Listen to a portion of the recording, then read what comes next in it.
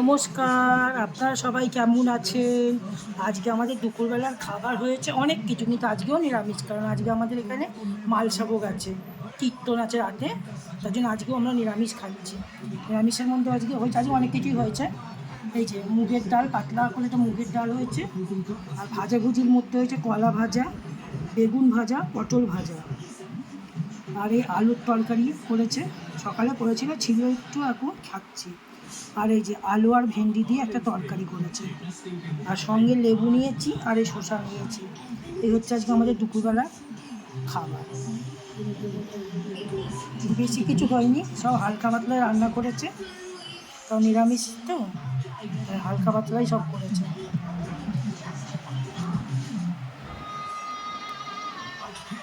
আপনারা ভালো থাকবেন, সুস্থ থাকবেন, আর আমার এই চ্যানেলে যে ভিডিওগুলো ছাড়ি সেগুলো সবাইকে একটু শেয়ার করবেন, আমার চ্যানেলটা একটু সাবস্ক্রাইব করে দেবেন।